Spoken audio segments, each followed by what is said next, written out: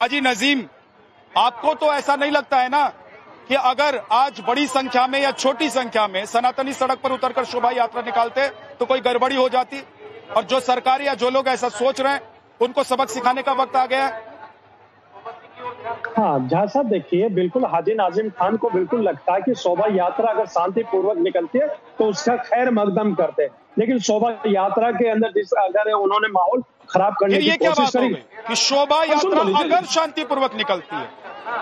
I object. हाँ सुन please, मेरा objection है, मैं ऑब्जेक्शन आपको बता देता हूँ। आप इफ एंड बट की बात क्यों करने लगते हैं? भाई इस देश में 100 करोड़ सनातनी रहते हैं।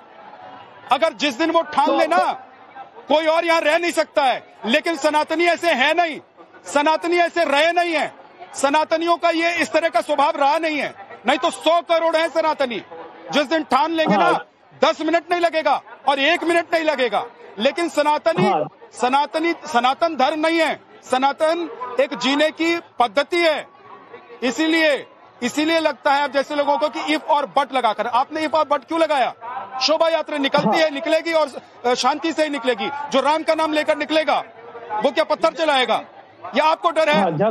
कि आपके समुदाय के लोग पत्थर चला देंगे, दंगा हो जाएगा, वो सुन नहीं पाएंगे जय श्री राम के नारे?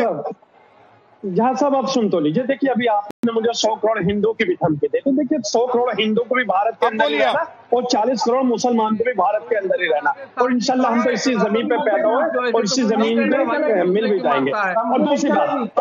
सुन लीजिए चकवानी महाराज जी, ध्यान से सुन लीजिए। मैं ये कहना चाहता हूँ, देखिए शोभा यात्रा निकालिए, शांतिपूर्वक निकालिए, हम लोगों को कोई दिक्कत नहीं है, लेकिन शोभा यात्रा के दौरान जिस तरीके का माहौल अगर क्रिएट करते हैं, नफरती भाषण का, नफरती भाषा का प्रयोग, किस तरह का माहौल क्रिएट करते हैं? किस तरह का माहौल क्रिएट करते हैं? देखिए जरा तस्वीर दिखाइए, यहाँ 20 लाख लोगों के आने की उम्मीद है और यहाँ का माहौल देख लीजिए। एक बार हाजी नजीम खान यहाँ का माहौल देखिए, सब कुछ शांति से हो रहा है। सुबह 6 बजे से खड़ा होकर देख रहा हूँ और इस बीच लाखों लोग आए हैं, दर्शन करके जा रहे हैं, किसी को कोई दिक्कत नहीं हो रही है। फिर आप लोगों को किस बात की दिक्कत हो रही है भाई?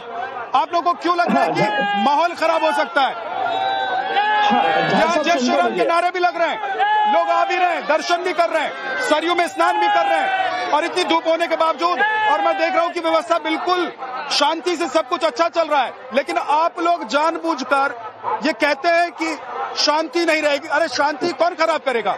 अगर ये लोग किसी मंदिर के सामने से निकल जाएंगे तो शांति खराब हो जाएगी। अरे ये कभी आपने किसी मंदिर पर देखा है पत्थर रखा हुआ? अरे ड्रोन के जरिए कभी मंदिरों पर देखा जाता है, चेक करने की नौबत आती है कि वहाँ पत्थर रखा हुआ कि नहीं रखा हुआ है? मस्जिद के आगे डीजे चला के, जल्दी से बोलिए, कंप्लीट कीजिए। गाने बजा के माहौल खराब करने की क्या जरूरत है? नहीं तो डीजे नहीं चलाएंगे। आप लोग माइक से अजान नहीं, अरे आप लोग भी तो माइक से अजान देते हैं ना भाई। आप लोगों का अजान भी सुबह सुबह माइक से होता है ना? होता है कि नहीं होता है? जिन प्रदेशों में रोक है वहां छोड़कर बाकी देश के हिस्सों में तो अजान होता है कि नहीं होता है? फिर आपको डीजे से दिक्कत हो, क्योंकि डीजे पर लोग नाच रहे होंगे जय श्री राम के नाम पर, तो आप लोगों को दिक्कत हो जाएगी। हाँ साहब, आप मुझे समय दे दीजिए, थोड़ा समय दे दीजिए, आपने सब पैनलिस्ट को दिया। देखिए मैं कहना चाहता हूँ कि देखिए शांतिपूर्वक, मैं 1 मिनट आपको दे रहा हूँ, लेकिन आप कोई ऐसी बात मत कीजिएगा कि मुझे बीच में आपको रोकना पड़े। लेकिन अगर कोई भी अगर माहौल खराब करने की कोशिश करता है शोभा यात्रा के दौरान, तो मैं मानिए कोर्ट से निवेदन करना चाहूंगा कि ऐसे संगठनों पर तत्काल बैन लगा देना चाहिए। अगर वो सौहार्द बिगाड़ने की देश के अंदर कोशिश करें, अगर हाँ शांतिपूर्वक निकालते तो बिल्कुल निकाले, हम लोग आपका खैर मकदम करते। लेकिन अगर आप सोचेंगे कि मैं तो कहता हूँ हाजी नजीम खान,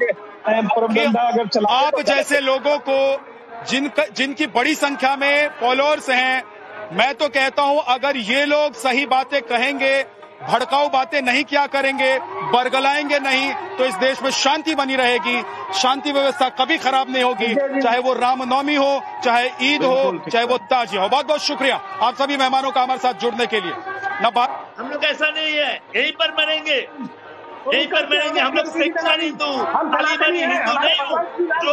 बातों में यहाँ पर दंगा लगाने की कोशिश कर रहे हैं। जहाँ पर भी यहाँ पर डेवलपमेंट का कुछ बात नहीं कर रहे हैं,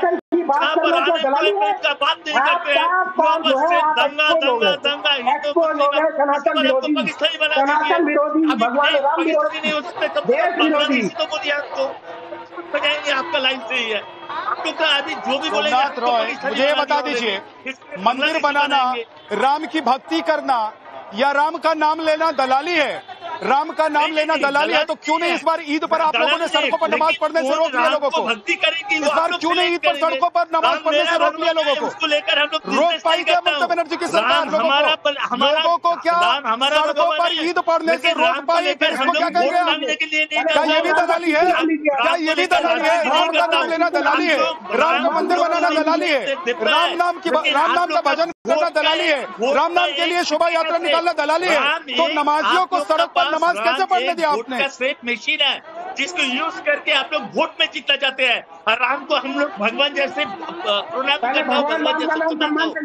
राम के नाम से वोट लेना चाहते हैं अगर कोई मैं तो कहता हूँ कि अगर राम के नाम से कोई वोट लेना चाहता है तो उससे अच्छा कुछ नहीं हो सकता अगर राम के नाम से कोई वोट लेना चाहता है तो इससे बढ़िया कुछ नहीं हो सकता इससे बढ़िया कुछ नहीं हो सकता जो राम का नाम सुनते ही और राम का भजन सुनते ही राम के नारे सुनते ही बिलक जाए हमारे राम का बाजू में लक्ष्मण जाए इससे अच्छा तो वो है जो राम के नाम पर वोट लेगा इससे अच्छा वो है जो राम के नाम पर वोट लेगा माधवी अग्रवाल सीधा आरोप ये है कि जब पश्चिम बंगाल में चुनाव के दिन नजदीक आ रहे हैं तो जानबूझकर बीजेपी वहां पर लोगों को भड़काने की कोशिश कर रही है चाहे वो शोभा यात्रा हो या फिर इस तरह के और भी कार्यक्रम हो बड़े बड़े जुलूस बीजेपी वहां कराकर वहां दंगा कराना चाहती है टीएमसी के नेता पर आरोप लगाते हैं वो भी माधवी अग्रवाल सुन लिया मैंने आपको कौन किसकी दलाली कर रहा है देश देख रहा है कौन किसकी दलाली कर रहा है देश देख रहा है पश्चिम बंगाल में बंगाल से आए हुए कितने लोग अवैध तरीके से रह रहे हैं देश देख रहा है पावर में नहीं आएंगे ये दिमाग से अरे वेरिफिकेशन करवा रहे दिल्ली में वेरिफिकेशन हो रहा है आपने वेरिफिकेशन करवाया पश्चिम बंगाल बांग्लादेशों से घिरा हुआ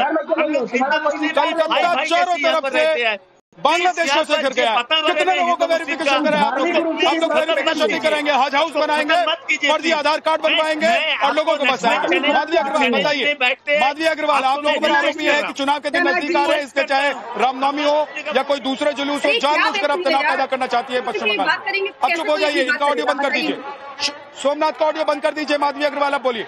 विद्यानाथ जी देखिए बात ऐसी है कि यहाँ पर ये एक राष्ट्रीय चैनल पे बैठ के दंगा और दलाली जैसे शब्दों का इस्तेमाल कर रहे हैं इनकी सोच बताती है कि इनकी सोच कैसी है बहुत शर्मनाक बात है कि आज रामनवमी के इतने पावन दिन पर हम लोग ऐसी चर्चा कर रहे हैं और दंगा जैसे शब्दों का इस्तेमाल पश्चिम बंगाल में लगातार किया जा रहा है इनको तो ये पूछना चाहिए कि भाई जब चुनाव होता है जो लोगों का जो मौलिक अधिकार है उसको भी संवैधानिक अधिकार के बाद भी आप लोगों को मारते पीटते हैं जिन लोगों ने भाजपा को वोट दिया होता है या जो भाजपा करने वाले लोग होते हैं उन लोगों को टारगेट करके उनकी दुकानों और घर में आग लगाई जाती है उन लोगों को बंद कर दिया जाता है उन लोगों को प्रताड़ित किया जाता है तो पश्चिम बंगाल में जो है जो भी संवैधानिक अधिकार है लोगों के उनका हनन करने की एक रीति सी चल गई है और 34 सालों के शासनकाल के बाद में वामपंथियों की पूरी नीति लेकर जो है ममता बनर्जी की सरकार चलाई जा रही है ये वाम को और राम को एक साथ शब्दावली के साथ जोड़ते हैं आप बताइए राम जैसे पावन शब्द को जो हमारे आराध्य हैं उनको ये वाम के साथ जोड़कर ममता बनर्जी ने खुद कहा कि राम वाम कोर्चे यहाँ अगर कोई किसी तरीके का बलात्कार की घटना हो जाती है तो उसको बीजेपी के साथ जोड़ दिया जाता है अगर बीजेपी आ जाती है तो उनके ऊपर में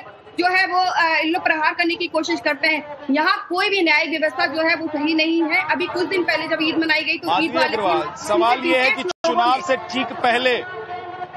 बीजेपी बहुत एक्टिव नजर आ रही है पश्चिम बंगाल में